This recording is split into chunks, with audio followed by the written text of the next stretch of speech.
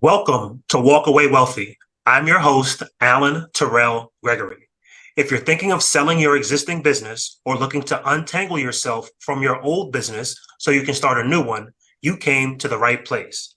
Today, I have a very special guest, Keith Galicia. Welcome to the show, Keith. Thanks, Alan. Thanks for having me. Excited to be here. Absolutely. Thank you. So tell us a little bit about yourself. Yeah, so I've been in the business since 2001. Started in the absolute probably worst time of being a brand new financial advisor. I trained at the World Trade Center of April of 2001, and shortly after that we saw September 11th hit. But kind of seeing the ups and downs and lefts and rights of the business. I and I work with institutions, business owners on the financial planning side. I'm a certified financial planner and a SEPA as well. Nice. So how and why did you get started helping business owners with retirement? Yeah, so when you go through your CFP program, one of the things that you kind of see, you see all these specialties, right? These kind of sleeves, retirement, estate, behavioral finance, all of the above. You tend to look at that and you say, okay, well, this is the best way I can help people. And I looked at myself and I said, well, I really like working with my business owner clients. They have a lot more complex situations. They have a lot more than just maybe a retirement sleeve. They have their business, which is where 80% of their assets are. And a lot of that is, the questions that you get are, I'm not sure how I'm going to, where's the finish line with my business? Do I sell it? Do I transfer it to a family member? And so as I researched, I saw that SEPA assists business owners with being able to answer those questions.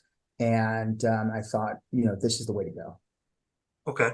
So you mentioned that you work with business owners and you're using your certified financial planner designation as well as your SEPA designation? That's correct. That's correct. When you're a certified financial planner, you start with a foundation of a financial plan, right? So you're looking to figure out what's important to that person, to that business owner. What are their goals? How soon are they trying to accomplish those goals? And then you aggregate their assets, you figure out their wealth gap, you figure out are we going to be able to accomplish those goals in a certain amount of time? What's the probability of success of being able to attain those goals? Do we need to take more risk? Can we afford to take less risk? Do we need risk management with insurance? Do we need buy-sell agreements to help them transition their business and things like that? So it's a great complement to a SEPA because it takes the best of both worlds. You have the ability to build a financial plan for that one of those legs of that stool, which is their personal financing. You can also integrate their business as well and their financial. And that also assists you with understanding the psychology of where business owners come from, of what they have to work with or what they have to think about as being a business owner and trying to get to the finish line of retirement. Got it. So as SEPAs, we all know what the three legs of the stool are, but can you explain that a little bit to our listeners? Yeah, absolutely. The three legs of the stool, I think, are pretty simple, right? It's like it's trying to get your three main points in order, right? Which is your business, your personal, and your financial goals. And they all, for a business owner, that's their financial support system, right? It's their business, and then they want to align their personal, and then they want to align their financial. It's where all of those can support each other. And one isn't any more important than the other. That's good to hear because I think a lot of people, a lot of business owners specifically, they focus more on the business than they do the personal or the financial. And it's almost to their detriment that they do so. Is that something that you see? Absolutely. And I think that's where being a financial planner really does bring that all together, right? Because you and I know, and I'm sure probably any business owner out there knows that 80% of their assets are tied up in their business. And the question is how do we transition? How do we create more of a balance, right? So maybe their personal lifestyle, being able for them to be able to allow their business to run without them having to be there 24/7. There's a huge psychology there. Their financial goals. Are they going to be able to transition their business maybe to a family member or to sell it off or private equity, anything like that? And how are we going to get there? And that's where I think that plan helps with their wealth gap, helps with the psychology, and also helps with, talk about their goals more than just retiring. What are you going to do after you sell your business? What are you going to do after you hit the finish line to retirement? Because, I guess the statistics are there where they say, once a business owner sells their business, they might not be the happiest person. So if you can kind of create that intangible idea of what that's going to look like when they retire and let them know, hey, you're going to be okay. You're going to be able to accomplish those goals. You're going to be able to do some philanthropy. You're going to be able to, take your trips or whatever it is you're trying to accomplish. I think that that helps with a better outcome. So when you say that 80% of a business owner's wealth is trapped in their business, let's just try to break that down. So let's just say they had $1 million net worth. They got 100,000 in their house and they got 100,000 in stocks, and the other $800,000 is basically trapped inside their business. Is that what you mean? I would say, yeah, when you look at maybe some of the sweat equity, any type of revenue that they obviously receive, there's any kind of tangible ownership that they own, that's kind of the thing, right? Because if it's a lifestyle business, then that's the thing that supports their income. So then the question is okay, once they exit that business, what is their lifestyle going to look like? And I think that's where SEPAs come in and help them either prepare for a solid exit or a better transition on how to get there, with maybe making some recommendations. What are some of the common challenges business owners face when thinking about retirement? Yeah, for me, I really think it's the psychology of them building. They've built, most business owners. I mean, I'm a small business owner myself, right? So my book of business is I created it from the ground floor. And, the thing is that handing it off to another person sometimes can be challenging, because you're like, well, I don't know if they can do a better job than I did. Or you might look at the business and say, so I think handing off the business can be a challenge as well. I also think that not understanding if that business is turnkey.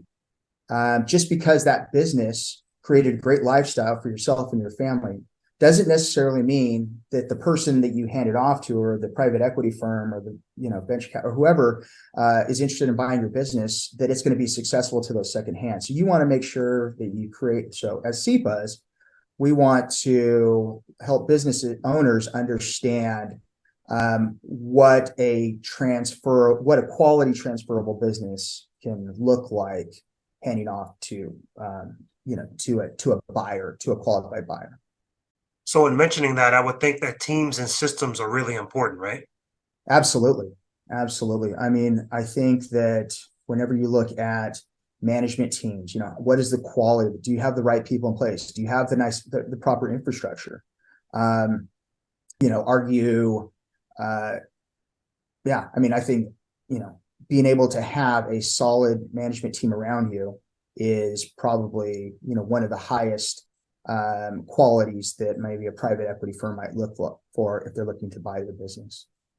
And I think you can speak to this. So as someone that buys businesses, like, that's part of what I do.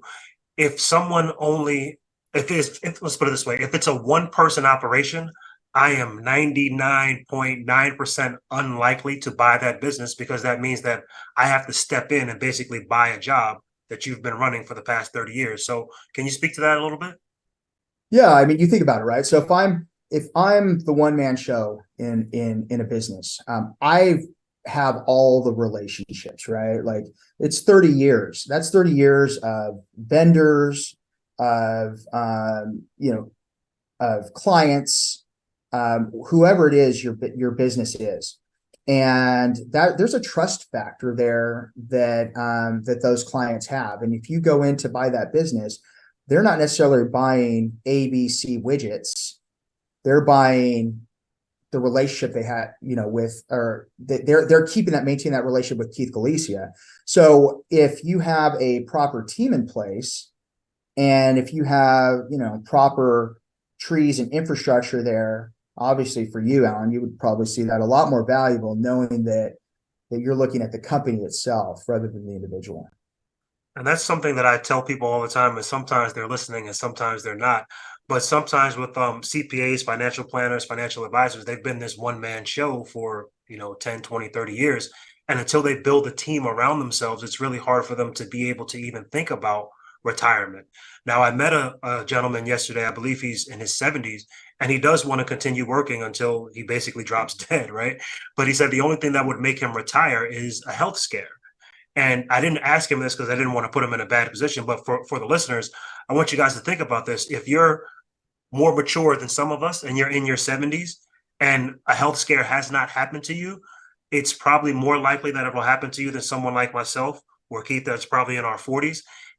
It's something to consider. So you may not want to retire. You may love what you do, but there's something that you have to set aside just in case you can't work anymore. Just because you want to work forever doesn't mean that you'll be able to work forever. Absolutely. I mean, having a succession plan, I think, is one of the most crucial things that a business owner could have. I mean, I have one for myself, right? I obviously feel like I'm going to live to 100, but if I don't, what is the handoff going to look like? Um, I spoke with a business owner the other day. He's 82 and still goes into the office 5 days a week. It's a construction firm. They rent properties. And we talked about that. What does your succession plan look like? And so we're starting to build that out. Do we do an ESOP? Do we put it in a trust? Do we do a buy-sell agreement? All of those are all the questions that we're starting to think about.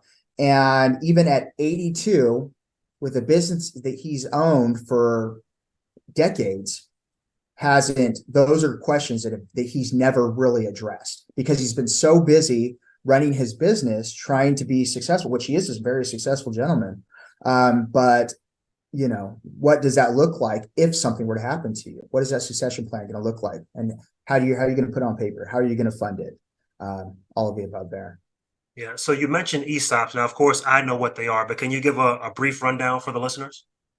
Yeah, so ESOPs are a way for you to um, provide some ownership with your employees.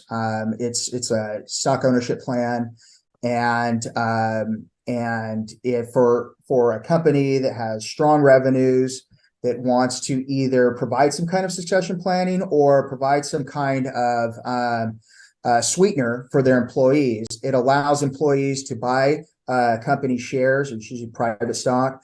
They do valuations annually just to make sure that the company is offering the stock at a reasonable price compared to valuations. And it's a great way for succession planning. So that way, if you do want to start transitioning small bits of ownership over time, you can take some cash off the table by selling portions of your company and providing that to, maybe if you want an employee owned company, or if you just want to have company or employee retention, and allow them to buy small portions of your stock for them to feel a sense of ownership into the company as well. So it's not really your company, it's our company. Right. So for the legacy-minded business owners, an ESOP, employee stock owner purchase plan, right? Employee stock owner plan. Ownership. Right, Yeah. right. So that makes a lot of sense for the legacy-minded business owner, because if your legacy is, I've kind of grown up with these people. Let's say you started your business at 30 and you hired your employees and they were all within the same age range as you, and now you're 65, 70, 75 years old, and they've continued to work there. They're all wanting to have a piece of the business because that's your legacy. It's not just you saying, okay, well, I grew this business. These people helped you grow this business, and it's a way for you to cut them in and kind of make sure that your legacy is maintained. Yeah, absolutely. I mean, it's so difficult to find long-term employees. Mhm. And if you can reward them for being loyal, I think that's a great way to show the thanks of the time that they've spent with you to help you grow your own business. So can you tell us about some favorable trends for business owners right now? Let's see, favorable trends. I think that I certainly feel that retirement planning. I think employee. So this isn't necessarily exit planning directly, but it is. I'm having tons of conversations about benefits for employees. We just talked about retention for keeping employees, and it seems like since COVID, there's been a lot of transition with employees. And so you get a lot of business owners wondering, okay, how do I retain my good ones, right? And so ESOPs are obviously one conversation. Another one here in California, there's a thing which they call Cal Savers, right? And so that is a mandatory retirement plan that California's made. So you can either have a 401k, or you can have basically it's a Roth IRA, Cal Savers, but you have to offer something if you have employees over 5. So we're having a lot of conversations about retirement plans, having a lot of conversations about healthcare, paying off student debt. How can I just hired a couple of fresh out of college employees. They have $150,000 worth of student loan debt. The government's starting to incentivize employers to be able to help them chip away at their student loan debt. So that is exit planning, in that you're helping maintain the quality employees. So when another company is looking to maybe buy your business in the future, and you've been able to retain good quality employees that have kind of helped you build your business for a long time, it's part of the resume. I'd say those are the majority of the conversation that I'm having. And then obviously the business owners that are, probably 10 years out or so, that are starting to think about, how do I get to the finish line with selling my business, and is my business viable? And we start having those checklists on wondering, are we there, or how do we get there as well? Which leads me into the next question perfectly. That's a great segue. So, how much time is needed to plan and execute a successful exit for a business owner? Yeah, I definitely think years, right? I've I've utilized um, some of the checklists, some of the questionnaires with my own, right? Because you really want to be as efficient as possible. Um, in my opinion, I think you're 3 years above, potentially 5. I guess it depends on how big the business is. I deal with more small business owners. Don't deal with anything, super large. But I think kind of 3 to 5 years is a sweet spot, depending on how complex the business is. What's your experience with that, Alan? So I always tell people it's a minimum of 36 months. And Uh-huh. sometimes you can get by with 24 because it's still going to take us another 9 to 12 to actually sell the thing, depending on how we set that up, of course. But if you can't really commit 3 years, I think you're doing yourself a tremendous disservice, because it's going to take that amount of time. Like, there's a lot of different things, like, for example, like SOP, standard operating procedures. There's so Mhm. many business owners that either don't have them, or they do have them, but they haven't been updated in years and years. So that's one of the first things you need to take care of. That, and you have to make sure that your finances are in proper order, so that when an investor comes in and looks at your finances, they're like, okay, this makes sense, this makes sense, this makes sense, and it's all historically accurate. If you've got to go rummaging through receipts to find out what your financials are, that's not a good look. So those are the things that I see, and that's why I tell people it takes a minimum of 36 months. Oh yeah, my buddy, he's a CFO for a business bank, right? And they do a lot of underwriting for loans and things like that. And he says, man, you'd be surprised on how many business owners don't have their balance sheets, they don't have their accounting in order, and that's what a buyer is going to look at, is how clean. What do your books look like? Mhm. How clean are they? Do you have all your tax returns? How does all that look like? Absolutely, all day. Yeah, I think that's certainly something that needs to be mindful of. So what's the difference between your services and that of a business broker? Yeah, so I am more along the lines of a partner to the business owner when it comes to helping them achieve their goals on what's important to them. So, there's not a cookie cutter approach to assisting goals, because your goals are different than mine, and mine are different than, every client that I talk to has a different set of goals. I mean, fundamentally, everybody wants to retire with enough money to not outlive their income and be able to support the lifestyle that they've had during retirement. But, I take them up to the finish line and get them there, whether it's between my financial planning or guidance through a SEPA program. And then, we bring in a business broker that will assist them with the actual transaction themselves. Okay, so that means you provide the plan, and then when the time comes, you employ the services of a business broker. Correct. Yeah, I don't play that role. Got it. Okay, so rapid fire. These are the last 5 questions here. So, what does working with you look like? So I think that one of the things that I feel I bring the most value in is really understanding what's important to my client, right? Whether it's their personal or business, and then tailoring a plan that helps them get there. I have a paraplanner, I have a tax planning service as well. So if we have complex tax strategies that we need to assist them with, we can provide them with reports for that. I have a paraplanner that's an EA and also a CFP as well. He has an MBA that assists me with building out those plans as well. So I have a team around me that can usually tackle most challenges or goals that are important to my clients, whether it's tax planning, financial planning, or investment planning, or even estate planning. So, quick segue, because you mentioned tax planning, and I asked this to pretty much everybody. How important is tax planning when it comes to exiting your business?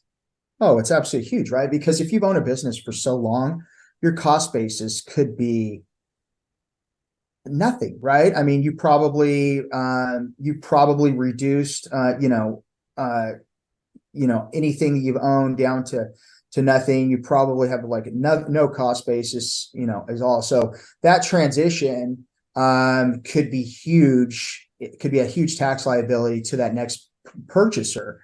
And then also you got to understand, what you may be able to sell your business for X, but if you pay a capital gains on a huge gap, they're different. Your wealth gap might be larger than what you had anticipated, and you might not be able to net that difference to be able to help you reach your goals as well. So that's where we bring in my tax planning strategist that can help us at least provide reports on what that might look like. Right. And I always tell people your tax planning when it comes to exiting is either 3 things. It's either going to be a little bit of money, a lot of money, or just some money in the middle. But you've got to deal with that, because that's going to determine how much money you get. Because if your tax planning is terrible and you expected to get $10 million and you only get 500,000, then something was wrong somewhere. Yeah. So. Yeah, absolutely. Yeah. I agree.